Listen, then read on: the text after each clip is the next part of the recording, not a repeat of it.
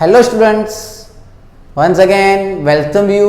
Enjoy chemistry with Dharmesh sir. Last time તમને 2 dimensional એટલે કે દ્વિપરિમાણીય અવકાશીય ગોઠવણી શક્યતાઓ 5 છે. એ 5 શક્યતાઓ વિશે ચર્ચા કરી હતી. આ સિવાય અવકાશીય લેટિસ કોને કહેવાય, લેટિસ બિંદુ શું છે, મોટિફ શું છે તેની ડિટેલમાં માહિતી આપી હતી. આજે આપણે શીખવાનું છે ત્રિપરિમાણીય સ્ફટિક લેટિસના ભાગ દર્શાવતા અથવા દર્શાવી તેના પ્રાંચલો જણાવો. તો ત્રિપરિમાણીય ભાગ દર્શાવતા ઘટકોની અંદર તેના પ્રાંચલોને રજૂ કરવા માટે આપણે એક આકૃતિ ડ્રો કરીશું. સ્પેસિફિક રીતે આ લેક્ચર લખીને સમજાવવાનું રીઝન છે કે આકૃતિ તમને દોરતા આવડતી હોવી જોઈએ. તો સૌપ્રથમ એ રીતની આકૃતિ ડ્રો કરવા માટે તમે તેની અંદર ટોટલ ઘન માટે વિચારવામાં આવે તો અહીંયા આવશે એક રચના. ત્યારબાદ બીજી વસ્તુ વિચારવામાં આવે તો બીજો ઘન. ઉપર અને નીચે જગ્યા સરખી છોડો. ત્યારબાદ આવશે ત્રીજી લાઈન. આ જ રીતે અહીંયાથી શરૂઆત કરીને ફરીથી 1, ત્યારબાદ 2 અને ત્યારબાદ 3.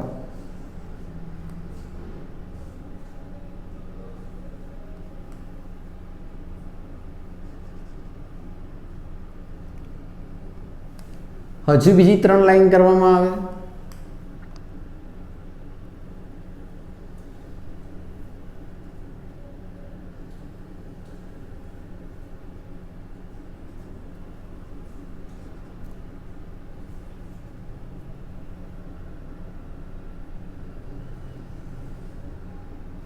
તો આ રીતે 3 લાઈન ડ્રો કરો.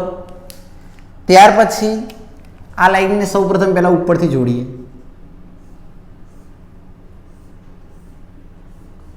તો એક લાઇનિંગ કનેક્ટ થઈ ગઈ. ત્યાર પછી બીજી લાઇનિંગને જોડવામાં આવે તો બીજી લાઇનિંગ કનેક્ટ થઈ જાય છે.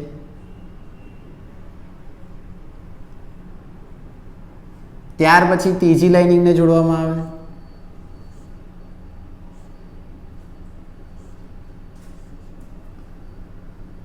તો એ લાઇનિંગ પણ કનેક્ટ થઈ જાય છે. આ જ રીતે હવે આ ભાગને જોડી દઈએ. આપણને ક્લિયર દોરતા આવડતી હોવી જોઈએ એટલા માટે આપણે વિડીયો લાઈવ બનાવવાની અને બોર્ડમાં લખ્યા સિવાય બનાવવાનો ચર્ચા કરી છે.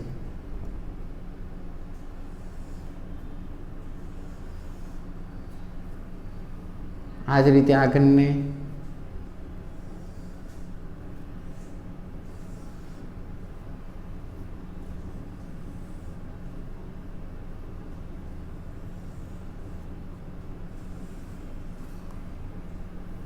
હવે તેને અટેચ કરી દઈએ.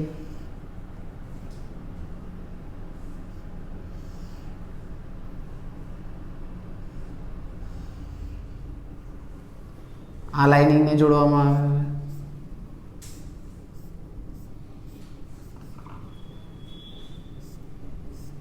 તમે સ્કેલ અને પ્રોપર ડ્રો કરશો એટલે પરફેક્શન આવશે. તો આ એક ઘન રેડી થયો. હજુ એની અંદર અહીંયાથી આગળને ડ્રો કરી દઈએ, અહીંયાથી આગળને ડ્રો કરી દઈએ અને અહીંયાથી આને ડ્રો કરી દઈએ. ત્યારબાદ અહીંયાથી જોડવામાં આવે અને અહીંયાથી જોડવામાં આવે તો એક આખા ઘનની રચના તૈયાર થઈ.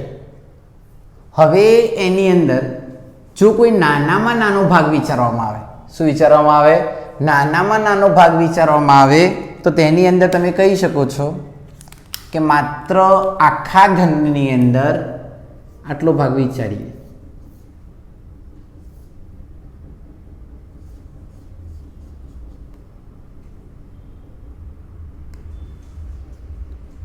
ત્યાર પછી આ બાજુની અંદર પણ માત્ર આટલો જ ભાગ ડ્રો કરવામાં આવે.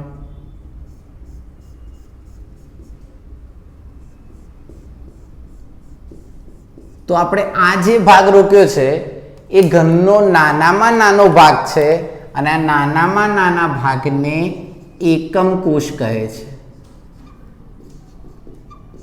આ પહેલાં પણ તમે એકમ કોષની વ્યાખ્યા શીખેલા છો કે સ્ફટિક ઘનનું સતત વિભાજન કરતા અથવા મળતો નાનામાં નાનો ભાગ કે જે સમગ્ર સ્ફટિકને વ્યાખ્યાયિત કરે છે તેને એકમ કોષ કહે છે.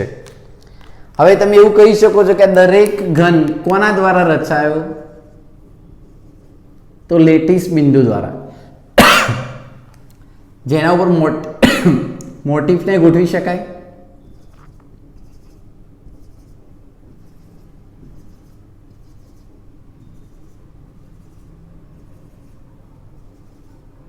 આ રીતે,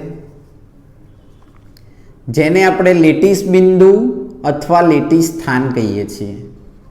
આ દરેક નાના ભાગને શું કહેવાશે? તો લેટીસ બિંદુ અથવા લેટીસ સ્થાન તરીકે ઓળખવામાં આવે છે. હજુ આપણે આ ભાગને જોડ દઈએ તો આ નાના ભાગને લેટીસ બિંદુ અથવા લેટીસ સ્થાન તરીકે ઓળખવામાં આવે છે. હવે તેની અંદર બીજી વસ્તુ વિચારવાની એવી છે કે આને આપણે કહીશું લેટીસ બિંદુ.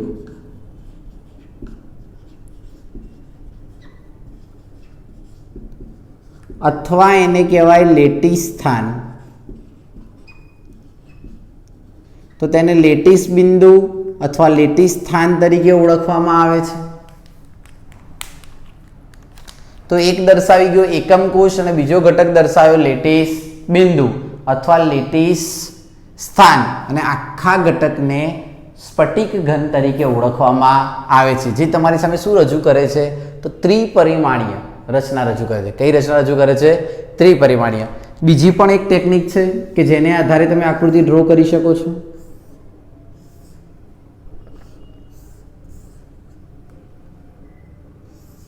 પહેલા આ રીતની ચોકડી દોરી દેવામાં આવે, ત્યારબાદ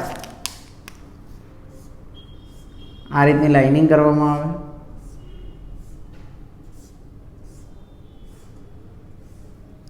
આ લાઇનિંગ સાથે ઘટકને જોડશો તો આ રચના બનશે એક પરમાણુ, આ બીજી રચના, આ ત્રીજી, આ ચોથી. એ જ રીતે 1 2. હવે આ ઘનને જોડી દેવાનો, ત્યારબાદ આ ઘનને જોડવામાં આવે, આ ઘનને જોડવામાં આવે અને આ ઘનને જોડવામાં આવે. પહેલાં કરતાં સરળતા રહેશે, પણ બંનેમાંથી તમે કોઈ પણ રીતે એપ્લાય કરી શકો છો.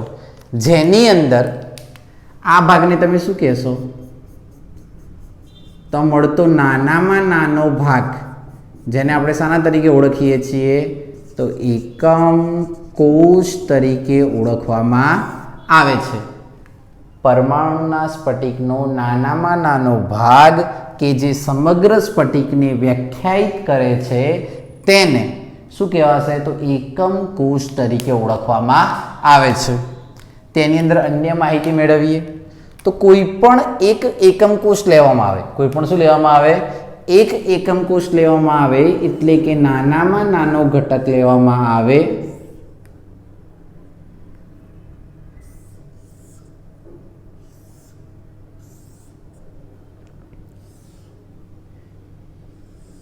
તો આ નાનામાં નાના ઘટકને એકબીજા સાથે જોડીએ તો આ રીતની રચના બને છે, જેની અંદર આ પ્રત્યેક બિંદુ એ લેટીસ બિંદુ અથવા લેટીસ સ્થાનને રજૂ કરે છે. લેટીસ બિંદુ અથવા કોને રજૂ કરે છે? તો લેટીસ સ્થાનને રજૂ કરે છે, જેની અંદર ધાર આપી દેવામાં આવે. તો આને A કહી દઈએ, આને B કહી દઈએ અને આને C કહી દઈએ, જે શું રિપ્રેઝેન્ટ કરે છે? તો ધાર.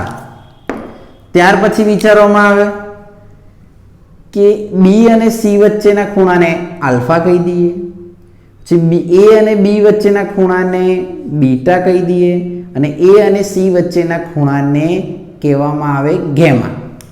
તો આ રીતે તમને અલગ અલગ રીતે રિપ્રેઝેન્ટ કરીએ છીએ. ફરીથી એકવાર B અને C વચ્ચેના ખૂણાને આલ્ફા, A અને B વચ્ચેના ખૂણાને બીટા અને A અને C વચ્ચેના ખૂણાને ગેમા તરીકે રિપ્રેઝેન્ટ કરવામાં આવે છે. તો અહીં વિચારવામાં આવે કે પ્રાંચલ અથવા પેરામીટર્સ કેટલા? પ્રાચલ અથવા એને કહેવાય પેરામીટર્સ અથવા પેરામીટર કેટલા? તો કુલ આન્સર આવશે 6. હવે કયા કયા 6 પેરામીટર્સ આવશે? તો A, B અને C. ત્યારબાદ આલ્ફા, બીટા અને ગેમા આ 6 પેરામીટર્સ તરીકે રજૂ કરવામાં આવે છે. તો ABC અને બીજા આવશે આલ્ફા, બીટા અને ગેમા. તો સ્ફટિકલેશનના ભાગમાં દર્શાવી તેના પ્રાંચલ જણાવો. પ્રાંચલ કયા કયા? તો ABC, આલ્ફા, બીટા, ગેમા. જેની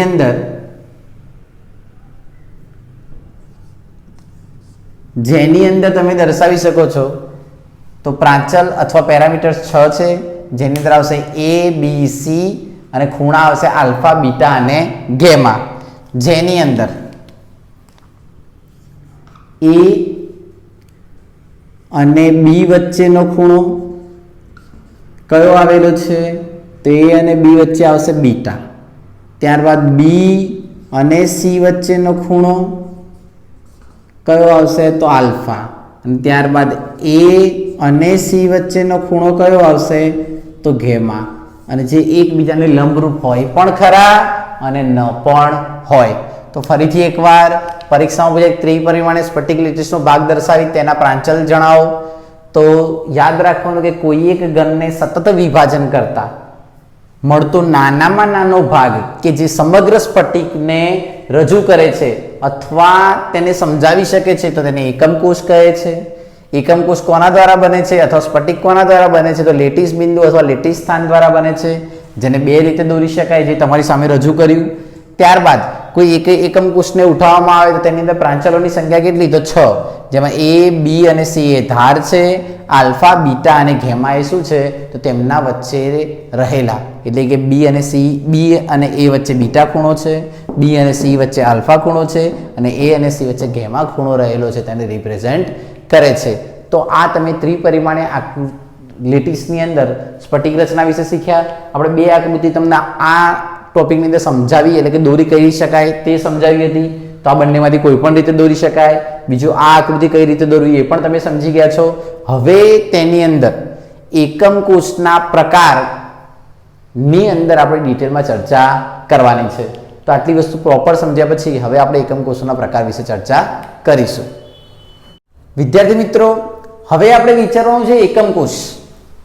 એકમ કોષના સૌપ્રથમ આપણે વ્યાખ્યા એવી આપી કે પરમાણુનું સતત વિભાજન કરતા મળતો નાનામાં નાનો ભાગ કે જે સમગ્ર સ્ફટિકને રજૂ કરી શકે છે અથવા સમગ્ર સ્ફટિકને સંપૂર્ણ રીતે સમજાવી શકે છે તેને એકમ કોષ કહે છે. આ એકમ કોષના મુખ્યત્વે 2 પ્રકાર છે. એક આવે આદિમ એકમ કોષ અને બીજો આવે કેન્દ્રિત એકમ કોષ. ફરીથી એકવાર વિદ્યાર્થી મિત્રો, એકમ કોષના 2 પ્રકાર છે, આદિમ એકમ કોષ અને કેન્દ્રિત એકમ કોષ. હવે આદિમ એકમ કોષ કોને કહેવું? તો સૌપ્રથમ જે એકમ કોષમાં માત્ર ખૂણા પર જ ઘટક કણો ગોઠવાયેલા હોય. ફરીથી એકવાર, જે એકમ કોષમાં માત્ર ખૂણા પર જ ઘટક કણો ગોઠવાયેલા હોય તો તેને આદિમ એકમ કોષ કહે છે. માની લો કે આ એક ઘન છે કે જેની અંદર પરમાણુ માત્ર ને માત્ર ખૂણા ઉપર જ ગોઠવાયેલા હોય તો તેવા એકમ કોષને આદિમ એકમ કોષ કહે છે. આ આદિમ એકમ કોષની અંદર તો પહેલા તો કોઈ પણ એકમ કોષની અંદર કેટલા પરમાણુ એટલે કે કેટલા ખૂણા હોય, કેટલી ફલક હોય, કેટલીક બાજુ હોય, કેટલીક ધાર હોય તેના વિશે આપણે ચર્ચા કરવાની છે. તો પહેલા તો સમજાયું કે માત્ર ખૂણા પર હોય ને તો તેને શું કહેવાય? તો આદિમ એકમ કોષ. હવે તમે ઇમેજિનેશન કરો કે તમે કોઈ એક રૂમમાં બેઠા છો જે ચોરસ રૂમ છે. કેવો રૂમ છે? ચોરસ રૂમ. હવે હું જેટલા આન્સર પૂછું એના આપણે એટલે કે જેટલા ક્વેશ્ચન પૂછવામાં આવે તેના આન્સર વિશે તમારે વિચારવાનું છે ને એના પર રિસર્ચ કરવાનું છે કે આ વસ્તુ તમને સમજાય છે કે નથી સમજાતી, અને પછી એના વિશે આપણે ડિટેલમાં ચર્ચા કરીશું. તો સૌથી પહેલા હું એક ક્યુબિક લઈ લઉં છું. એ ક્યુબિકને સમજાવીએ તો નાનપણમાં બધા આનથી રમેલા હશો. આ છે ક્યુબિક અને ક્યુબિકને કહેવાય ઘન અથવા સ્ફટિક ઘન તરીકે ઓળખવામાં આવે છે. આ ઘન અને તમે કોઈ એક જગ્યાએ એવી જગ્યાએ બેઠા છો કે જ્યાં એક રૂમ છે એ બંનેની રચના સેમ થાય. ફરક એટલો છે કે આ વખતે સ્ફટિક ઘન એટલે કે રૂમ નાનો છે અને તમે બહાર છો, અને જ્યાં બેઠા છો એની અંદર સ્ફટિક મોટો છે અને તમે એની અંદર બેઠા છો. તો સૌ પ્રથમ વિચારવામાં આવે તો તેમાં ખૂણાની સંખ્યા કેટલી? કોઈ પણ એકમ કોષની અંદર ખૂણાની સંખ્યા કેટલી? તો સૌ પ્રથમ ઉપર 1, 2, 3 અને 4. તો ઉપર કેટલા ખૂણા આવેલા છે? 4.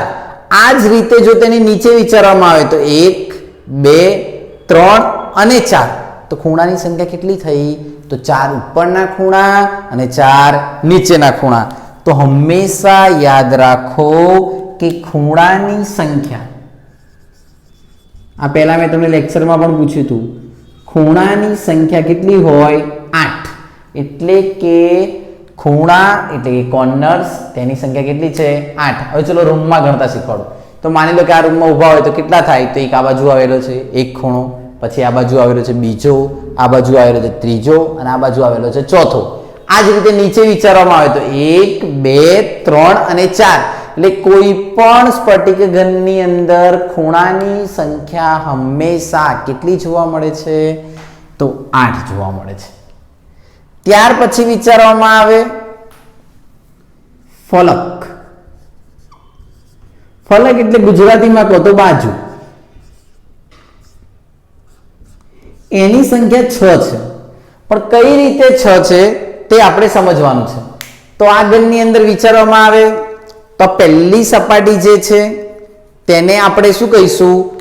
તો એક ફલક અથવા એક બાજુ તરીકે દર્શાવવામાં આવે. આ ભાગે શું દર્શાવે છે? એક બાજુ.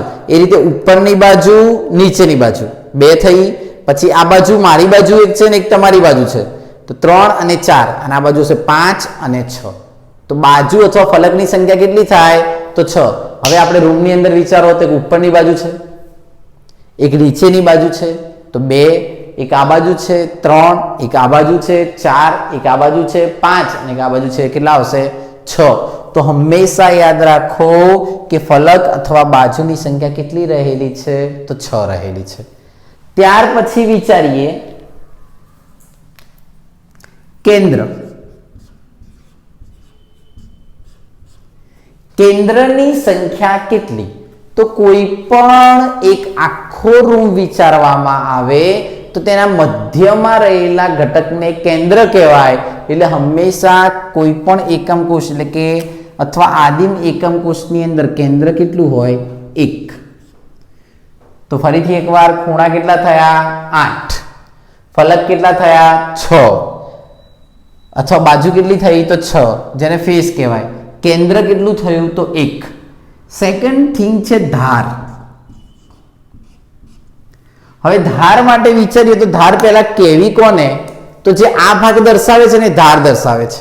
તો આ એક ધાર છે, આ બીજી ધાર છે, આ ત્રીજી છે અને આ ચોથી છે. એટલે ઉપર 4 ધાર આવેલી છે.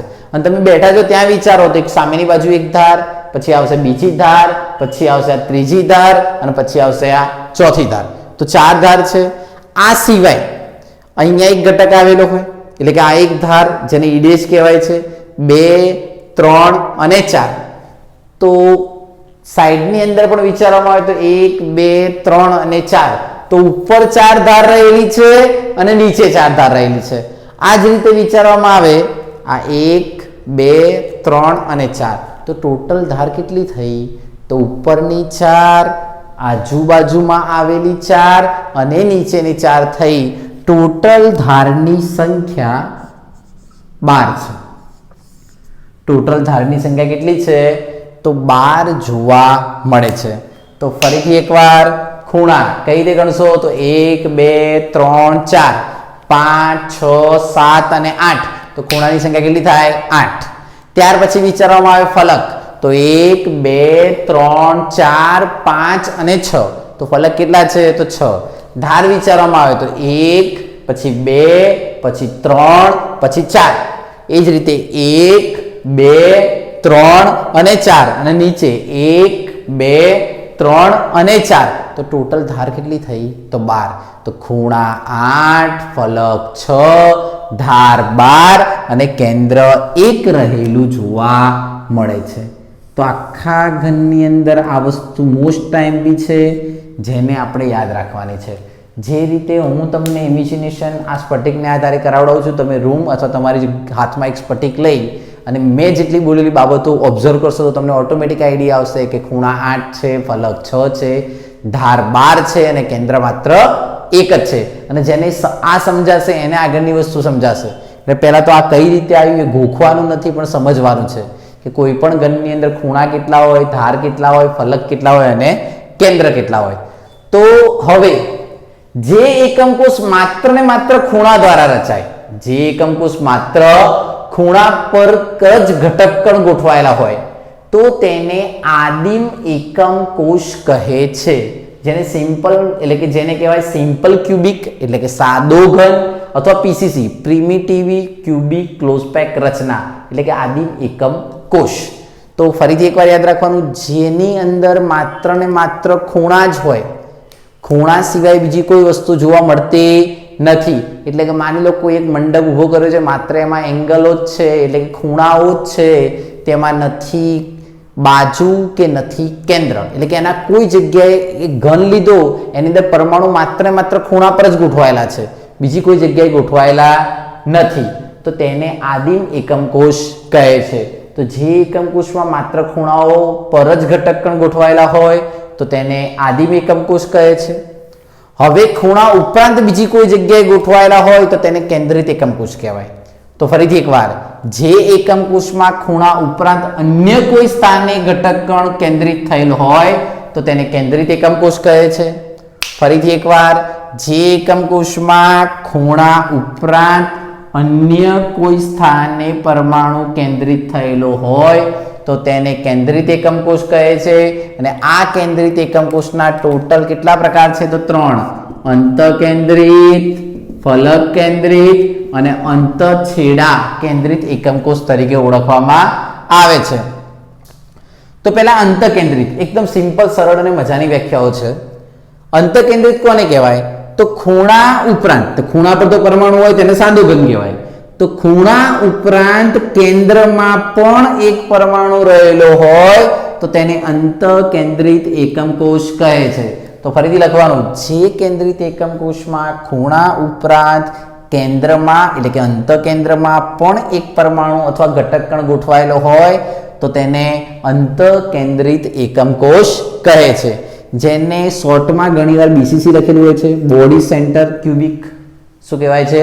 Body center cubic. ત્યાર પછી વિચારવામાં આવે તો ફલક કેન્દ્રિત એકમ કોષ ખૂણા ઉપરાંત બીજે ક્યાં જોડાયેલા હોય તો ફલકમાં. તો સમજો, આ ખૂણા ઉપર તો પરમાણુ છે જ, આ સિવાય આ જે ભાગ છે એને આપણે ફલક કીધો, અને આ ફલકની અંદર યલો ભાગ ઉપર પરમાણુ કોઈ ગોઠવાઈ જાય તેને કહેવાય ફલકનું કેન્દ્ર. અહીંયા કેસરી ભાગની અંદર ગોઠવાઈ જાય તેને કહેવાય ફલકનું કેન્દ્ર. તો ફલક કેટલા હતા? તો 6, અને 6 ફલકના કેન્દ્ર ઉપર જો પરમાણુ ગોઠવાયેલા હોય તો તેને ફલક કેન્દ્રિત એકમ કોષ એટલે face center cubic close pack રચના તરીકે ઓળખવામાં આવે છે. તો જે કેન્દ્રિત એકમ કોષમાં ખૂણા ઉપરાંત એટલે ખૂણા કોમન ફિક્સ છે, ફલક એટલે કે આ બાજુ આખી દીવાલ છે એ તમને ફલક દર્શાવે છે એટલે કે બાજુ દર્શાવે છે. અહીંયા હું કોઈ એક પરમાણુ મૂકી દઉં તો તમે એવું કહી શકો છો કે આ એક ફલક ઉપર થયું. એ જ રીતે હું બીજો ઉપર એક પરમાણુ ગોઠવો, અહીંયા એક પરમાણુ ગોઠવો, અહીંયા એક પરમાણુ ગોઠવો, અહીંયા એક પરમાણુ ગોઠવો અને એક નીચે પરમાણુ ગોઠવો. એટલે કે ફલકના કેન્દ્રમાં પરમાણુ ગોઠવી અને જે રચના બને છે તેને ફલક કેન્દ્રિત એકમ કોષ કહે છે. પછી અંતઃછેડા કેન્દ્રિત, તો ખૂણા ઉપરાંત દરેક વખતે ખૂણામાં તો કોમન છે, સામ સામે એટલે કાં તો આ બાજુ એટલે તમારી બાજુ ને એક મારી બાજુ ફલકના કેન્દ્ર પર ગોઠવવામાં આવે. માની લો કે સામ સામેની બાજુની અંદર આપણે લઈ લઈએ આ એક ઉપરની બાજુ ને એક નીચેની બાજુ. તો ઉપરની બાજુ છે વ્હાઈટ, આ ભાગ છે, અને નીચેની બાજુ છે યલો. આ બંને જગ્યાએ હું એક એક પરમાણુ ગોઠવું. ખૂણા ઉપર તો છે જ, આ સિવાય સામ સામેના ફલકના કેન્દ્ર પર પણ એક પરમાણુ ગોઠવવામાં આવે તેને અંતઃછેડા કેન્દ્રિત એકમ કોષ તરીકે ઓળખવામાં આવે છે. તો ફરીથી વિદ્યાર્થી મિત્રો, એકમ કોષ કોને કહેવાય? તો તો સ્ફટિક ઘનનું અથવા ઘનનું સતત વિભાજન કરતા મળતો નાનામાં નાનો ભાગ જે સમગ્ર સ્ફટિકને વ્યાખ્યાયિત કરે છે તેને એકમ કોષ કહે છે. આ એકમ કોષના બે પ્રકાર છે, આદિમ એકમ કોષ અને કેન્દ્રિત એકમ કોષ. આદિમ એકમ કોષ અને કેન્દ્રિત એકમ કોષ સમજતા પહેલા એક ઘનની અંદર કેટલી વસ્તુ આવેલી હોય તે જાણવું જરૂરી છે. ફરીથી એકવાર ઇમેજિનેશન કરવાનું સ્ટાર્ટ કરી દઈએ તો સૌથી પહેલા બધાએ સુપર 30 જોયેલું છે ને, તો જસ્ટ ઇમેજિનેશન કરવાનું સ્ટાર્ટ કરો. ખૂણા કેટલા? તો આપણે ઘનની અંદર બેઠા છીએ, એની અંદર ખૂણા કેટલા આવેલા છે? તો 1 2 3 4 5 6 7 અને 8. ફલક કેટલી આવેલી છે? તો 1 2 3 4 5 અને 6. તો ફલક 6 છે, ખૂણા 8 છે. ધાર તો 1 2 3 અને 4 એટલે ઉપરની 4, પછી 1 2 3 અને 4 એટલે બાજુઓની 4 અને નીચેની બાજુ 4. આમ ટોટલ ધારની સંખ્યા 12 છે અને કેન્દ્ર 1 છે. હવે કોઈ એક ઘન તમે એવો લો છો કે જે માત્ર ખૂણા જ ધરાવે છે, ખૂણા સિવાય બીજું કોઈ જ ધરાવતું નથી, એટલે કે એકમ કોષમાં પરમાણુ માત્ર ખૂણા પર ગોઠવાયેલા હોય તો તેને આદિમ એકમ કોષ કહેવાય, જેને સિમ્પલ ક્યુબિક અથવા પીસીસી તરીકે દર્શાવાય છે. આ સિવાય કેન્દ્રિત એકમ કોષના 3 પ્રકાર શીખ્યા. જો ખૂણા ઉપરાંત કેન્દ્રમાં ગોઠવાયો હોય તેને કહેવાય body center cubic close pack રચના, જે અંતઃકેન્દ્રિત રિપ્રેઝેન્ટ કરે છે. જો તમને ખૂણા ઉપરાંત ફલકના કેન્દ્રમાં એટલે કે બાજુના કેન્દ્ર પર પણ પરમાણુ ગોઠવાયેલો હોય તો તેને ફલક કેન્દ્રિત એકમ કોષ કહે છે. અને અંતઃછેડા કેન્દ્રિતની અંદર સામસામેના વિરુદ્ધ ફલક પર પરમાણુ ગોઠવાયેલા હોય તો તેને અંતઃછેડા કેન્દ્રિત એકમ કોષ તરીકે ઓળખવામાં આવે છે. તો તમને બધા જ ઘનની સંપૂર્ણપણે માહિતી આપવાનો પ્રયત્ન કર્યો. આ વસ્તુ આપણે એનિમેશન દ્વારા પણ નેક્સ્ટ લેક્ચરમાં શીખીશું. પણ યાદ રાખવાની બાબત છે કે આપણને બેઝિક ક્લિયર હોવું જોઈએ. ખૂણા માત્ર તો આદિમ, ખૂણા ઉપરાંત કેન્દ્ર તો અંતઃકેન્દ્રિત, ખૂણા ઉપરાંત ફલક પર પરમાણુ તો ફલક કેન્દ્રિત, અને ખૂણા ઉપરાંત સામસામેના ફલક ઉપર પરમાણુ તો અંતઃ અથવા છેડા કેન્દ્રિત એકમ કોષ તરીકે ઓળખવામાં આવે છે. તો આ રીતે તમે સમગ્ર સ્ફટિકની અંદર અથવા આદિમ એકમ કોષના પ્રકારને સમજાવી શકો છો. હવે આજનો તમારો ટાસ્ક એવો છે કે માની લો કે તમે કોઈ એક રૂમમાં બેઠા છો, તમારી બાજુની અંદર સેમ તમારા જેવા 4 રૂમ છે. હું જે ઊભો છું એ, પછી એક મારી બાજુવાળી રૂમ, પછી એક મારી આ બાજુવાળી રૂમ અને એની બાજુમાં રૂમ, એટલે ટોટલ 4 રૂમ છે. એની અંદર એક રૂમની અંદર બેઠો છું.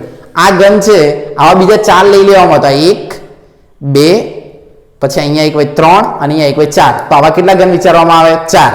એવા ને એવા ઉપર પણ કેટલા ઘન ગોઠવી દઈએ? 4. તો આની ઉપર એક ગોઠવીએ, પછી અહીંયા એક ગોઠવીએ, અહીંયા એક ગોઠવીએ અને અહીંયા એક ગોઠવીએ. એટલે માની લો કે તમે ફ્લેટમાં રહો છો અને એ ફ્લેટની સિસ્ટમમાં એવું છે કે એક બ્લોકની અંદર એક જ ખૂણા પર 4 મકાન આવેલા છે અને તમે ત્રીજે માળ રહો છો. આ ફ્લેટ ત્રીજો માળ વિચારવામાં આવે તો ત્રીજે માળની અંદર ઉપર ચોથો અને પાંચમો માળ પણ છે, નીચે બીજો અને પહેલો માળ પણ છે. તો કોઈ એક પિલ્લરનો કોર્નર વિચારવામાં આવે તો તે કેટલા રૂમના કોન્ટેક્ટમાં આવે? તો તમને ઓટોમેટિક આઈડિયા આવશે કે એક છે અને એક બ્લોકમાં કેટલા છે? 4. 1 2 3 અને 4. ઉપર પણ 4 છે, તો ઉપરના 4 રૂમ અને નીચેના 4 રૂમ. તો આ કોર્નર એટલે કે આ ખૂણો છે એ કેટલાના કોન્ટેક્ટમાં આવે? તો 8ના. અને હંમેશા યાદ રાખવાનું, કોઈ પણ ખૂણો એ 8 રૂમના કોન્ટેક્ટમાં આવે. એટલે કે તેની અંદર 8 ખૂણા હોય તો પ્રત્યેક ખૂણો 8 ખૂણા એટલે કે 8 બીજા એકમ કોષના સંપર્કમાં આવે. એટલે કુલ પરમાણુની સંખ્યા ખૂણાની અંદર એક જ થાય, કારણ કે 8 ખૂણા છે. કેટલા ખૂણા છે? 8. પણ એ 8 ખૂણો બીજા કેટલાના કોન્ટેક્ટમાં આવે છે? તો 1/8. એટલે તમે અહીંયા પરમાણુની સંખ્યા તમને 1 જ મળે. પરમાણુની સંખ્યા કેટલી મળે? 1. હવે તમારે મને અંતઃકેન્દ્રિત, ફલક કેન્દ્રિત અને અંતઃછેડાની અંદર રિસર્ચ કરીને કહેવાનું છે કે કુલ પરમાણુની સંખ્યા કેટલી થાય. કેન્દ્રિત એકમ કોષમાં ખૂણાનો પરમાણુ કેટલા એકમ કોષમાં આવે, એટલે કે કેટલા એકમ કોષના કોન્ટેક્ટમાં આવે, ફલકમાં રહેલો પરમાણુ બીજા કેટલા એકમ કોષના કોન્ટેક્ટમાં આવે અને કુલ પરમાણુ કેટલા થાય, અને અંતઃછેડે રહેલો પરમાણુ બીજા કેટલા એકમ કોષમાં આવે અને કેટલા પરમાણુ થાય, તેના વિશે તમારે રિસર્ચ કરવાનું છે અથવા શોધવાનું છે. નેક્સ્ટ લેક્ચરમાં આ વસ્તુ આપણે શીખવાના જ છીએ, પણ આજે તમને સમજાવ્યું કે આ વર્ક કઈ રીતે કરી શકાય અથવા કોઈ પરમાણુ શોધવો હોય તો કઈ રીતે શોધી શકાય. મેં તમને સાદા ઘનનો સિમ્પલ શોધીને આપ્યો કે 8 ખૂણા છે, પણ પ્રત્યેક ખૂણો એ બીજા 8 એકમ કોષના ભાગમાં આવે છે. તેનો મીનિંગ એવો થયો કે 8/1/8 એટલે આન્સર આવશે 1. કારણ કે તમે માની લો કે તમારી જોડે 8 રૂપિયા હોય પણ એ 8 રૂપિયાના 8 પાર્ટનર હોય તો તમારા રૂપિયા કેટલા ભાગના? તો 1 જ થાય. એટલે એકમ કોષની અંદર પરમાણુની સંખ્યા કેટલી થાય? 1. આવું આપણે ફલક કેન્દ્રિત અને અંતઃ કેન્દ્રિતમાં પરમાણુની સંખ્યા કેટલી હોય તેના માટે આપણે ચર્ચા કરવાની છે. પરંતુ તમે આના પર રિસર્ચ કરશો. આ મળે ના મળે 2 નંબરની વસ્તુ છે, પણ બધાની વ્યાખ્યા, આકૃતિ દોરતા બહુ પ્રોપર અને વ્યવસ્થિત શીખવાની છે. આજના લેક્ચરનો મેઇન ટાર્ગેટ એ હતું.